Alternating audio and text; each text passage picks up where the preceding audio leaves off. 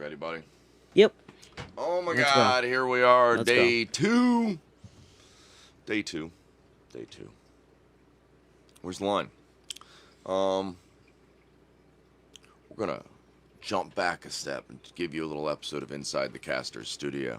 I don't know if any of you grew up with Inside the Actor's Studio, but James Lipton used to ask a series of questions to all of the actors when they'd come on. At the very end, he'd go, you know, in the way of Marcel Proust and Bernard Pivot, I have put together a list of questions. I can't talk like James Lipton. I don't know who those people are. I know, right? They're old French dudes. I have no clue who those people are. Absolutely. No one ever did any time he said it either. No, even James Lipton. You don't know James Lipton. Didn't know. He didn't know Inside who it was. Do you remember? Have you ever? No, I know what Inside the Actor's Studio is. So, because you've seen the one where I believe I saw the one with, I want to say Limitless Robert and Downey Kevin Jr. Bacon, isn't it? No, I saw the one with Robert Downey Jr. Okay, RDJ. Maybe. There's another one I've seen, but I don't really remember that well. I've seen him before. I know who you're talking about. Okay. Yeah. So he'd always. He'd always start with questions. No, he'd end. Oh, with he'd questions. end with questions. Okay. He'd end with questions. So yes, I didn't watch the whole show. Inside the Actor's Studio, what they would do is they would do the full retrospective of an actor's works. They would go, oh, and he did this, and he did that, and Right. he'd get to the very end, and then these were just a simple set of questions. What is your favorite word? Shit. Shit. Okay. What is my favorite word? Okay, we'll come back. We'll come back to me. I'll think about these. What is your least favorite word?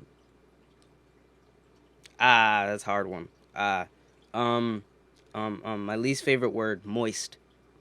Moist, a commonly disliked word. Traditionally, a different gender gets really upset when you use that one, but I understand. Yeah. What turns you on? A switch. The switch? No, a switch. Okay, then. What turns you off? Okay, I'm joking. Go get Girls me a in switch, glasses. boy! Girls in glasses. Girls in glasses. Yes. Okay. That's what Yes. turns you off? No. That's what turns me on. What turns me off is when they take them off. It turns you. You don't get the I'm like, librarian effect. You don't get the. No. They're not hotter to me. Some are. None. Some of them, yeah. What sound or noise do you love? What sound or noise do I love? Yeah. Ooh, that's a good one. Probably grease, like the sound of cooking grease.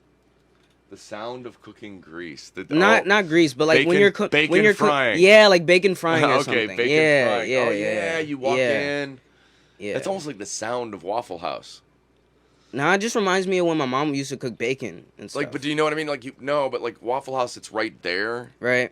And so you can hear them cooking the food. Right. Like that's part of the ambiance of the ambiance of the Waffle House. The ambiance of Waffle House. Oh, God. Is it candles? No. No. Is it beautiful tablecloths? No. Is it the smell of frying meat? Yes. Yes, it is. Hilarious. What sound or noise do you hate? What sound or noise do I hate? Trying to think. Trying to think quickly. I don't know. What sound or noise do I hate? What sound or noise? What sound or noise do you hate? Well, I have time to think. What sound or noise do I hate? Oh my God. Screaming children. Not Any kind of ASMR, to be honest. really. Yeah. Why? What is it you find so hard about ASMR? It's like too intimate. I don't want people in my ear like that. Do the happy little trees get in your ear? Can you I don't feel like them that. bursting forth it's inside your membrane? It doesn't do anything your for me drum except in hatred. your ear swelling. It doesn't do anything Bump, except bring out hatred, and then bump, bump. I start thinking Anakin like thoughts. Anakin. Like- so, if I am surrounded by screaming children. I should play you ASMR so that you'll have Anakin-style thoughts so that you'll clean up my problem. Now let me say this. I don't have a problem with crying children. Crying children, I don't have an issue. It isn't the crying children are hilarious to me. No. I mean, I don't mean hilarious. I mean, like, I don't mean like I don't find it funny if a child's like actually hurt, but like when a child's throwing a temper tantrum, that's hilarious to me. No, you see, that's frustrating to me. That's the one I don't like. That's hilarious to me. Well, that's because, do you know why? No, you're not responsible for fixing it. The thing is, right? Whenever I see a crying child that's throwing a temper tantrum, I laugh because of the fact that I don't want to give them that attention. Like I don't want to give them. The hard part is like when you're dealing with a child like that. I see. Yeah, no. I guess it's that I'm not a parent, so I don't really like. Yeah, I'm suggesting your point of view on screaming children may have to do with not being a parent. No, because it's because like when my little brother and sister would like cry, and they're throwing a temper tantrum, my mom's reaction was always to be like, "Why are you crying? You have no reason to cry," and they would stop every time. They would stop crying. Like it worked. It does to a certain extent work. There's a reasoning out factor. Right. Sometimes it doesn't though, and that's very frustrating. Right. That's got to be annoying. And a lot of times you'll get kids that they're not really crying. Real crying children, I don't feel that way about. No. When a child is actually crying, like I feel bad. Like I feel the need to like help in some way. Okay. I'm not completely heartless, people. Shoot, what profession other than you own would you like to attempt? Soccer. You'd like to be a professional soccer player. I would love to be a professional soccer player. I get that. Definitely. It's not my personal. It's the one that like for the longest time I was like, I could probably do that. Only thing is I didn't put in any work to do it. I just kick the ball around sometimes. The number of us that have hoped that naturally, without any work, we'd be athletes. Right. It's the American way. It's the American dream, right 300-pound guys on the sideline going, "Yeah, I'm part of the team." No, you're not, buddy. Go team. What profession would you not like to do? Something that you would hate to do. If like, oh my God, the worst possible thing would be if, you know what, everything bottomed out and I have to go. The worst possible profession. Right. Office job. Office job. The idea of an office job, everything about it turns me off. I just don't. I'm kind of with you on that. Want anything with the cubicle and the small talk and the get this done by Monday. Well, okay, the get this done by Monday thing's gonna happen no matter your job. No, I get that. But I think that. But I just mean I don't want someone else telling me to do something. I don't want to put myself in that situation. Right, I get that. It's not a situation I want to put myself in. I found the politics in offices to be so toxic that I had no interest in being there. I was offered, I was given the opportunity, do you want to come in and work in the office? And no, it was just not even an environment I thought human beings should be in. Now, if I was still at the job that I used to work at, I'd definitely go into the office at that job. What, at FedEx? Yep, I would. That would be. I don't know. I feel like I don't know. My idea of like what they do in the office is a little bit different, I guess. It's not. It's just office work. It's not. Yeah, probably not. As somebody that was, not. I was specifically in that field. Right. I get you. No, it's still pushing data, numbers, emails. It's an endless. I get you. It's, tracking down logistics problems, and this didn't get here, why, and somebody, yeah. It's just it's the same. Well, no, I don't know. I feel like my path to there would have been, okay, I've been working in a warehouse for a couple of years, so I don't really want to do this anymore. I feel like I'd get tired of working in a warehouse, so that at that point, I would just want to work in an office, because I don't want to work in the warehouse no more. See, but it would be, I don't know, it would be a different track to get there, I guess. Yeah, like if I started off in an office job, I guess. I don't know how, if that makes any sense at all. But as long as it makes sense in your head. That's yes. What is your favorite curse word? What's my favorite curse word? I think we gotta go with shit. Cabron. Actually. Okay. We were It's looking in for. Spanish. Yeah, no, It's my favorite curse word. I know 18-year-olds work really hard at trying to be cute.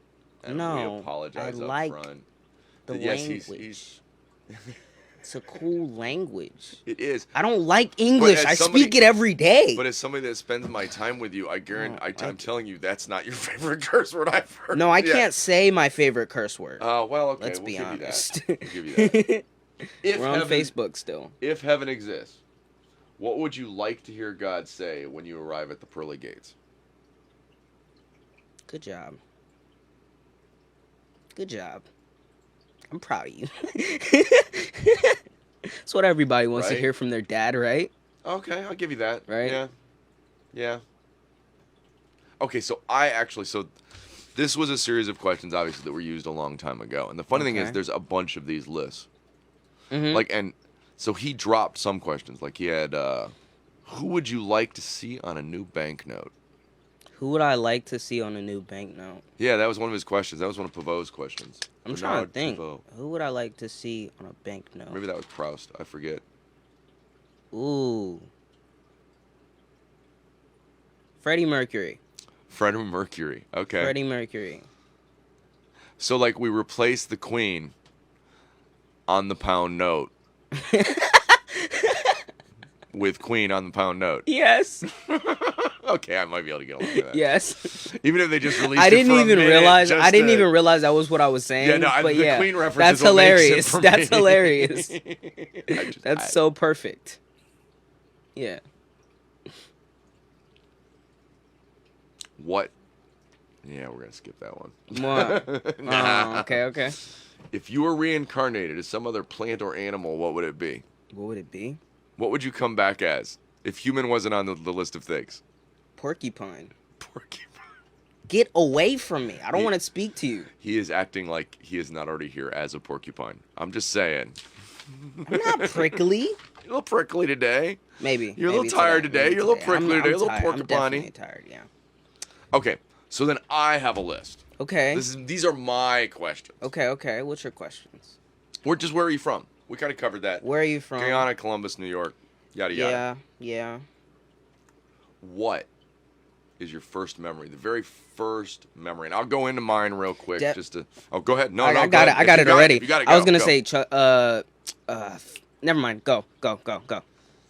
So, my very first memory, I can close my eyes and remember moving into University of Michigan, married housing with my parents. It was night.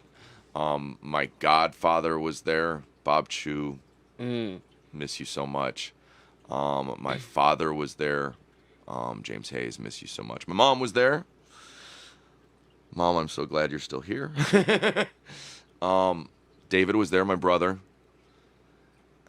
It seems like there might have been, maybe that was all of it. Because I remember waiting for the door to be unlocked. Mm-hmm. Like University of Michigan, is my grow up moment and place. Mm-hmm. Because it was alive with people from everywhere. Right. It definitely shaped Mm-hmm. who I am. So, I mean, when I look back, that's like the very first thing that I can literally close my eyes and go, okay. And picture it's a little tiny the doors were set up in a little alcove. There's like 3 steps coming up. Yeah. I know this specifically because later on I cracked my head falling off either those steps or the next door steps. That's funny. But yeah, no, those are my first memories are as a kid. I want to say my first memory was my 6th birthday, and it was at Magic Mountain, and I'm trying to think. I can kind of close my eyes and remember who was there a little bit, but like some people are like a blur. Oh, okay. Like some people are kind of hazy, pun intended. What's your favorite way to play? You don't have to get something done. My favorite way to don't- play. You don't have something that has to happen. You're not going, oh my god, I gotta Just put playing this around? music out. Something for fun, just for Something for fun. Just freestyling. fun. Freestyling. I So really it's like still the music. freestyling. Yeah, Yeah. no, it's still the music. Yeah. I can see that. No, to some extent, I draw. Yeah. that I really enjoy when I find an art moment that is about me instead of an art moment that is about. Someone else. Well, Or no, not something. even necessarily Some somebody, okay. something else. But I Something mean, else. lately, a lot of what I'm working on is building the digital image catalog that makes for logos. I actually really enjoy graphic design stuff I too. do too. Like just playing around with like, ooh, let me put this with this and see what that happens and see how this filter looks on this and Well, I I like that. especially if I did a lot of editing of pictures that I enjoyed. Whether it was pictures of the grandson, pictures of. So yeah, no, I do find an artistic, creative kind of thing. I read a thing recently that was a discussion about the fact that when children come from wealthy families where they don't really have to go get a college degree or a job, the percentage of them that become artists. It's high. Well, right, and I think that genuinely is because so many of us, really, what we find some solace in is being when we're creative in a free space, not creative for work. Or Well, the thing is, for... I think I think many people think of it like differently. Like I think to some extent the people that really love science or like their passion was like math or something like that. Okay. Like I think they really thought about it as a creative way. Like when I loved math the most, it was kind of like I was playing around and I was just were like understanding the way it trying to worked. figure out how things worked. And I was like trying to navigate things, I guess. Well, see, I don't think of those two things as separate. The artistic bent and the. Okay, so especially whether you talk about English or math or how it relates to Yeah. music or poetry, it's connected. Right. That otherwise you wouldn't do it on the one, James. You know, that there's a math. There is a playfulness to it. Yeah. But I will say this: lots of people I've known that were engineers or architects or had the thing that they found missing from those careers was they missed the part where they expressed that almost artistically, or at least that was Yes. my experience around people that made art as well as had Right. other I think careers. to some extent it's very easy to fall into that trap even if you're an artist cuz you can still fall into the trap of now I have a method, I'm just going to do this as opposed to trying to figure out what's going to work or trying to figure out what you like more or testing out different things or doing more different things. Like that when you stop experimenting, I think that's when you lose a certain level of joy for what you do. It quits being play. Yeah, definitely. Okay, so what work are you most passionate about? Music? Music. Yes. So it's interestingly enough, That's same easy. answer. Yes. What am I most passionate about? Probably my writing. And I feel trapped when I can't. When you can't write? Yeah, because sometimes it's that there's a million thoughts going on in my head, but then you put a pen in my hand, and none of it's coming out in a flow or in a way that I can access. That's the thing that definitely like used to kill me. Like sometimes when I think the only time I really like find myself being challenged is when I want to talk about a specific topic, but no ideas are coming to mind. Ooh. Like most of the time when I'm writing, I'm kind of just going with the flow, so things are just coming out. So it's not like I've told myself, all right, we're going to talk about this one thing, we're going to stick to this one thing, we're just going to go. It's more like we're in this mood right now, so we're going to go. And you're wanting to express. I'm wanting Exactly. to express this mood. I'm Exactly. feeling this mood. Right. And then none of the words are lining up with it. Right. That's when it's work. Yeah. That's when it's work. That's when it's work. That's when you're actually putting in some work. I mean, the weird thing is, if you gave me BS to write a report about, I could write a report. Mm-hmm. I'm not accessing that part, though. Right. That's easy to some extent. Welcome to what high school gave you. I can crank out a 5 to Right. 10 page report Right. in a night on anything. But you give me a creative assignment? Now I got to come to terms Now with I it. gotta I used to put in way more work when it came to like creative assignments than when it came to like essays. Because essays, I could finish that in an hour. Right, That's not right. a problem. I can write good. That's okay. But a story, But can you I write have well? to like craft that. Like I have to I have to put together the pieces in my head so that then I can write it down and I can write it out and then I can rewrite it and reread it and like yeah. go through it and make sure it's good. Like there's an art to that. Definitely.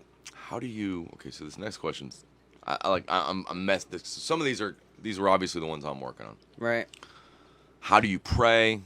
Which also was like describe the universe, or how do you center yourself? Like what kind of relationship do you have with the greater everything? Right. Whether it be religious or non-religious, how do you come to terms with what's this universe? And do you pray? Do you meditate? I don't quote unquote pray very often, but I would say my form of prayer is kind of like I kind of wait until things are as bad as they can possibly be. I know that's probably not good. So you have final exam prayers? Yeah. We all final exam religious. No, I don't care who you are. because like literally I get to a point where I'm like looking up at the sky and I'm like, all right, God, I do not know what to do whatsoever. Like, you know how they say don't lean on your own understanding? Mm-hmm. I lean on my own understanding until I can't. That's my motto. Like, I go off of what I know until I can't. And when I can't, I reach out for help. And I don't know if that's I think maybe that's bad, but like I don't know. It's kind of worked out for me so far. I try not to ask the universe for things. I try to thank the universe for things. So I try not to. It's one of those weird things. Like, it's all in my lap. Right. I got to deal with it all. Right. I'm not allowed to give myself any credit, and I'm allowed to thank the universe when it goes well. Like, Right. damn.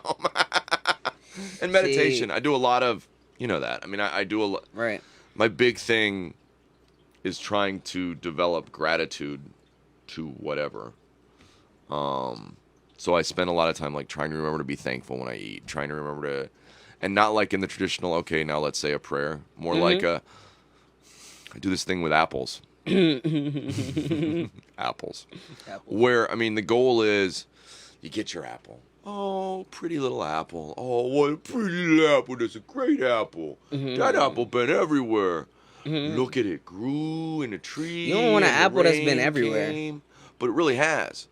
Every apple you've ever had has been everywhere. Every apple you've ever been started on a tree somewhere. Yeah. And it got water, and it got, sun, and it got all these amazing things. And then there was a chemical reaction in it that turned that into sugar. So what I'm hearing is your apple's been passed around. But not my peach. But the point is that you're seeing the apple as something more than just you're giving it its full due. That it's a complicated thing, this apple. Right. And like we live in a world where literally I can go pick apples. I can take an apple off a tree. This is true. Like that's pretty amazing when you think about it. I mean, and apples are really good. Yeah. Especially if you got some peanut butter around. But I mean, pretty good. This is, pretty good. This part of the meditation, no 10 out peanut of butter. 10. Would eat again. Right? Yes. So you take that first big bite of the apple and you let every bit of, you don't even chew it yet. You just let the juice kind of fill as it goes. And so you take each moment, and so maybe your apple takes 5-10 minutes to eat. But that thankful moment of understanding what has had to go on in the universe to bring you this beautiful apple. That's a pretty long list of things. Right. I'll say I'm big on giving myself as much credit as I can. I'm the opposite. No, I just mean like, okay, I acknowledge that there are some things that I couldn't have done without other people. Okay. And I feel like, but I also feel like if I can't sit back and acknowledge how much I've done for myself, then I'm not going to have a good time when I want to do something else. Because of the fact that I'm going to feel like I haven't done a whole bunch. I'm going to feel more of the imposter syndrome, and I'm going to feel like, okay, you didn't really do all of this. other people were helping you along the way. I mean, yes, other people were helping me along the way. I See, get. I'm the opposite. I don't know how to. I don't know. Like, I don't know if I'm explaining this quite right, but like,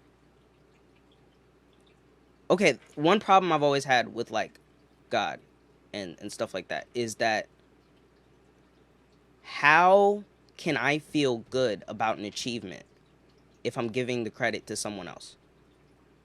How can I feel good about it? How can I feel like I did something at all? I can't. No, I disagree. I don't know. I don't think know. you. I think you've got to give credit to both. That the reality is, no matter what, you didn't do it alone. That even if you sat in a room alone, you didn't do it alone. That's not where it all came from. And I don't mean like, I mean that the universe has an effect on you. Okay. I don't have to see it as, oh, and then a giant something stepped in and did this. I don't mean like that. But you have to take credit for your ability to navigate the flow and your perspective. But to deny the flow means that you can fight against it. Because you'll beat yourself against the universe, because as opposed to accepting that the universe is working with you, now it becomes the bad guy. I kind of understand that. So I don't think of it as I don't think that the universe is a bad guy or a good guy. I never really thought about the universe as a bad guy or a good guy. I just thought of it as like an influence that. Well, so if it is, it can have positive and negative effects. Because we blame the negative effects of things going wrong in the universe all the time. I will say I fall into existentialism very easily. Right. And I think to some extent I've built up a certain number of like barriers of entry of thoughts that I have. Okay. And once I start having these thoughts, I start to realize I'm going down an existential path. I'm going to have an existential crisis very soon. Existentialism doesn't always include a crisis, just so you know. No, I'm just saying that there's certain thought patterns that I start to fall into that lead to that I've had happen several times. I have to give more credit. I see everybody struggle. I can't not give them credit, even when it goes wrong. That I see everybody working at it. And I can't take all the credit. That I can't. That just doesn't seem like reality to me, for me. I'm not saying I take all credit. That's not what I mean at all. Okay. I try to be as good to myself as I can. Oh no, I agree with that. And that's always my first thought. And to some extent, is that selfish? Probably. See, I think I have to treat people equally as I treat myself, and anything less takes away from who I am. That if I'm giving myself more credit than is my due, then I'm stealing. That in the end, if the only things that can be fixed are the things that are our own, I deserve the least credit. It's the only things that can be fixed are the things that because the only things I can change or work on are mine. Right. So I give everybody else the credit they're due, and what I am most aware of are the pieces that I could have done differently so that I can grow. Because worrying about what other people could have done differently is meaningless. Because I don't have any control over that. Right, of course. So, I mean, I can, pat myself on the back all I want. It's wasted energy because that's not making me better. To some extent, I think about what I could have done differently, but I don't really worry about it. Well, but then how do you learn for next time? I know if I keep Isn't that the moment of No, but what growth? I'm saying is if I keep it in my mind and I don't attach emotions to it, I'm going to change it. If I keep the idea that I did something wrong in my mind, but I don't judge myself for it, I'm going to change it. Are you sure? So, one thing that I see myself doing constantly is I feel bad that I did a thing. And then I go to try to make the thing better. and I end up making it worse. Well, when you go to But one thing I don't actually do when I feel bad about myself is do something different. I don't know if that quite makes sense. But like, well, but are you sure you're doing something different in the other situation? Or are you just going, hey, it's okay, and then it doesn't change? no, I'm that's asking. not what I'm saying. It's an honest question. I only mean that, like, when I do something wrong, I try to remember that I did something wrong. I can't quite explain the thought that I'm having right now. That's okay. It's hard to explain, I'll be honest. What do you wish people knew? What do I wish people knew? Mm-hmm. If there was one thing that you wish people knew, not necessarily about you even, just knew, that people were like, oh, okay. I notice more things than they think. Like, I pay attention a lot more than people think. Is it that they base it on your reactions? Possibly. They have no way of knowing whether or not you're paying attention unless that your behavior suggests that you are. Right. I get that. So, don't they make a decision that the way they can decide whether or not something is noticed is whether or not you react to it, or whether or not it's important enough for you to say something about or do, you know what I mean? Right. But I still think that I hold a lot of things that I notice to myself. Mm-hmm. Because to some extent I'm distrustful.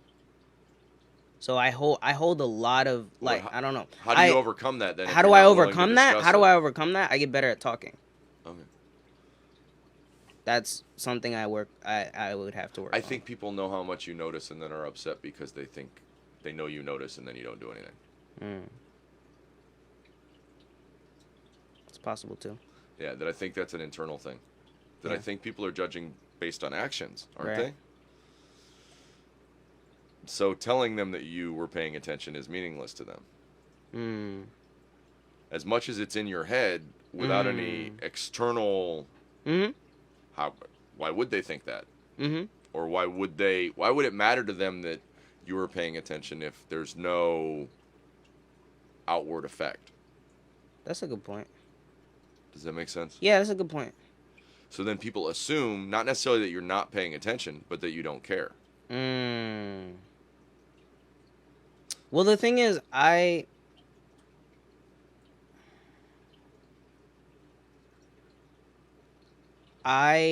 think my distrust of people, and I don't mean this as an excuse. I just mean that this is what the effect of one of the aspects of how I've acted in the past is, I guess, is that I believe that only I can change who I am. And telling them, for some reason, doesn't feel productive. Telling them, I don't know. It leaves them out in the cold and thinking you don't care. Right. So now you've created an enemy. Right. Get that? Do you follow me? Get that? You're leaving the other person afloat without a life preserver. Because you've decided you're more important than at least acknowledging that, hey, I see you there. What are you hoping is the... So you wish people knew you were paying attention more. What do you wish you knew? What do I wish I knew? If you could, like... Why I distrust people so much. Like, I know the reason. I know some of the reasons, but I don't know, like, you know how they say that there's a deep reason for everything you do? I think that like sounds like an 18-year-old's thought. I don't know. Really I feel like there's it's an overtime thing. I feel like there's a grains of sand sometimes. It doesn't necessarily have to be a deep thing. I don't know. I think sometimes I think that there's a point where I don't trust people anymore. I think that there's a switch somehow. Like, I know that there's probably a gradient of some sort, but, like, I don't know. How do you deal with that? Because Right. okay, so you would want people to overcome that if you had built that in them, right? If they'd reached a Right. point where they distrusted you, Right. you'd want them to overcome that. Right. This is okay. It's about working toward. No, so it's about. for me, what happens is okay. this is the specific. At the point I realize that I have shortcomings, and I hope people will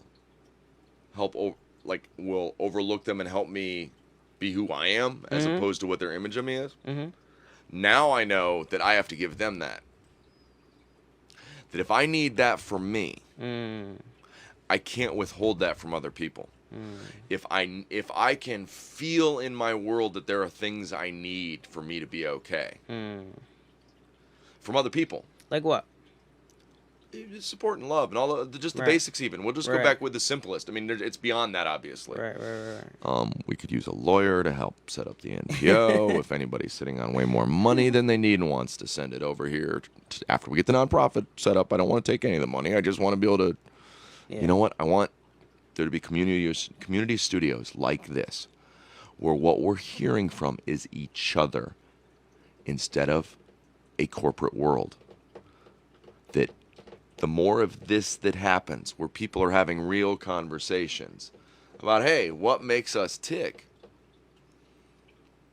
In my head, if this started to happen at first here, maybe all over the world, suddenly we're talking to each other. So for me, when I realize I need support or I need forgiveness or I need time or all of these things that I see myself needing, it's that whole namaste thing. It's the, you know what, man, I see the scars and wounds on your soul and I recognize it. I know that the struggle is universal and I should give you as much care as I know I need. I think to some extent my standards for what I need have always been low.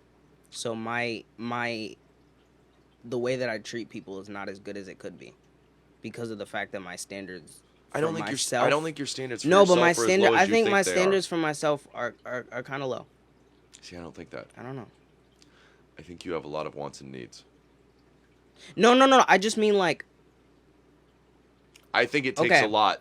I can understand that I need something, but my standard could be lower than what I like.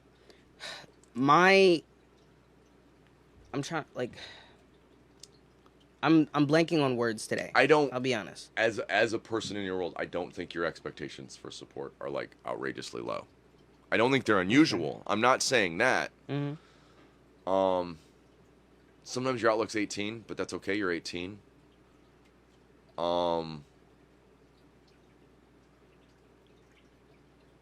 So as I've gotten further along and dealt with whatever issues along the way,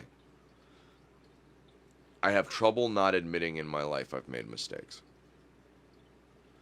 And I have trouble not forgiving other people their mistakes on the theory that that's really what we all need. That's what you want as well. That's Well, no, what everyone wants. I think that everybody Yeah, wants a place I to get you, exist. I And get the you. first step is you get to exist as you. Yeah. As long as you don't smack other people. My issue is when it gets to the point where you're smacking other people around. Right. Not you. I mean, but No. I Yeah, get yeah. I get what you're saying. Yeah. So why are you here? Why On am this I here? earth, why are you here? No clue. Save the world. This one's easy for me. What are you afraid of? What am I afraid of? Boris the Spider. Being alone for my whole life, Being alone. like the rest of my life, Yeah. or at least a vast majority of my life. Some- That scares me a I lot. sometimes dream about living in a cave, so that's... I couldn't do that. I'm looking for a I like deluxe people cave, too though, man. much. I want a cave with internet, Wi-Fi, nice bed. The solo part is what I'm... But I couldn't do so long. I think probably the thing I'm most afraid of is losing my faculties. That I've waited this long to robustly express myself. Right. So losing the ability to express yourself because of a physical thing, I feel it slipping already. right, That is a scary thing. the amount of time I spend losing words, losing thoughts, losing balance, losing. It's coming. And the idea that it goes back and forth between, being trapped inside myself and not be able to express myself, or not having expressed myself enough and then I'm gone. I'm so used to not being able to fully express myself that I'm okay with it at this point. Okay. Like okay. people misinterpreting what I mean or not quite understanding what I'm thinking is kind of normal for me now. So I don't really well, not even now. Like, it's always really been kind of normal for me. Like, I don't I don't think about that much, I guess. Right. I do fear being alone cuz I was that kid who literally the day before school would make the decision I'm not going to talk to anyone, and by first period I was talking to everyone. Like, I'm that kid. Like, I See, can't I I got that. can't avoid it. I moved every 2 years as a kid. Eventually, you learn don't make friends. Okay, so here's the weird thing: you make really quick friends. Everybody. You Yup. make friends with everybody. Yup. They're not friends. They're acquaintances. Yup. And then you don't get too attached because you know you're gonna move. So for us, no military background. Just, you know what? We moved every 2 years. Maybe someday we'll get into that more. But so what happens though is you learn. I specifically remember it was when we moved from Bucyrus. It was losing my friend that I'd walk to school and I'd see him at school, and he actually, I think, might have moved a year before or something. I lost him. Anyways, friend. And after that, yeah, I had friends, but you knew to not get too Attached. sure. And to this day, I'm not good at that part. I learned that same lesson, but very differently. Cause so when I was in New York, I didn't really like feel too attached to New York because of the fact that like I didn't really grow up there, and it kind of felt like why. Well, first off, I was a very different person when I went from Columbus to New York, cause I was kind of social in Ohio, but when I went to New York, I was way more social. But also, it was way more like short-term friendships. Like, you know what I mean? Oh, okay. Like, it was more like we have this like a couple things in common, or we're you guys are fun to be around for the time being. It wasn't really like I'm invested in this. Wow. I don't nerd. Okay, so. Shh. I do actually follow the Nerdist, don't get me wrong. But I don't. I'm so interested in everything that the problem is that then. That thing that other people are like, oh my God, I'm nerding out all over the place about it. Right. I could never quite fit into any group. I mean, my biggest group was the RP group because you get to role play, right? RPGs. Played games in high school. Loved all of my friends. Shout out to Greg Hanna. It's been great to see you like commenting on stuff lately. That those were the people I was closest with, and it was because I'm constantly popping into a million different. Okay, and now I'm this, and now I'm this, and now I'm this, and now I'm this, and now I'm this. So, last question for the day. Last question for the day. What makes you happy? What makes This is the bonus happy? question. I have 11 questions. It's a bonus question. Trying to think. Welcome to the bonus question. Food. Food. Food makes me so happy. Helping people. What makes me the happiest is I feel fulfilled when the things I'm doing actually seem to help or seem to, like, we had a moment, New Year's Eve, we had a friend here that her FWB or whatever broke up with her that night, basically said, okay. And she was in a bad place, but then I was able to, like, access that. I'd had some trouble there getting into that moment. I was having trouble. Everybody knows I was trying to put a lot of stuff out on Facebook, and no, I was overwhelmed. It was just, the holidays in general are not easy for me, and it was, I couldn't access stuff. It was bad. But on New Year's Eve, being able to just have somebody who wanted my advice and who wanted to hear what I had to say, and who looked at me and then said, you know what, wow, that really helped. that reminded me that the thing that makes me the happiest is, when I'm lifting people up. I will say also the thing that probably makes me really happy is when I have a conversation with someone and I realize like this person is very different from me, but also very similar. Mm-hmm. Like very much the same, but also very different. I think if we were to make our way down through the crustiness that is us, we're all that way. We're all more similar. The fight we're fighting with inside is this piece that we all hold in common, that we hold inside because we're sure nobody else is fighting with us, and we're all fighting with. Right. How do I come to terms with me being an okay person so I can put the Pretty me much. out here and not be worried that not only is no one else going to judge it, but I'm not going to judge it, that you get to be you. Mm-hmm. And we all, that masks, endlessly, we're all putting on something to hide. Something. Yeah, no, I get that. Happy. Happy's good. Happy is good. I suggest everybody go looking through James Lipton's questions, Bernard Pivot's questions, Marcel Proust. Mine are not anywhere on the internet. You'll just have to come talk to me. And you know what? We'd like to see more of that, actually. If you're out there and you'd like to bring in your music, come talk to us about something you're going through. Any combination of things. Hit us up with an idea. We'd love to have you in studio. Sit down, maybe talk for a minute or an hour. Maybe an hour. Yep. A minute, an hour. A minute, an hour, 30 seconds. We need some more musicians for Studio Yes. 586B Live, guys. We do. We want to schedule more time to get a variety of musicians here Yes. or out in the tavern. You guys haven't seen the tavern yet because it's kind of cold outside and the heating bill got high. Yeah. But, well, another where's the line? And in this particular one, where's our line? What questions move us the most? You know, and where do we find meaning?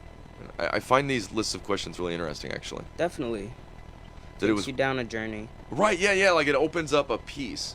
Yeah. Like one of these days, I've got a beautiful book back here from a mutual friend of ours named Arnada. The name of the book is Burn After Reading. Okay. The whole concept is they're questions you should never let anybody know the answer to. Right. We'll do some of those on air. Sure. Yes. We'll answer some of those. That'll be Damn, the fun cough. times. Be sure to put the thing up so you know when to I end it. do, I know. I even know what we're doing now. I'm even kind See? of watching. Cool. Cool? Cool. Cool. Cool. Cool. Always cool. It's Too cool for school. Too cool for school? Too cool for school. Don't be a fool. Don't be a fool. Stay in school? Stay in school, kids. Jason Lyle, if you're out there, buddy. Love you, man. You too, It's up, Brittany. man. Echo. I could go through a list of 1 million kids, but the grandkid list would get long. I love all my grandkids. You guys have a great day.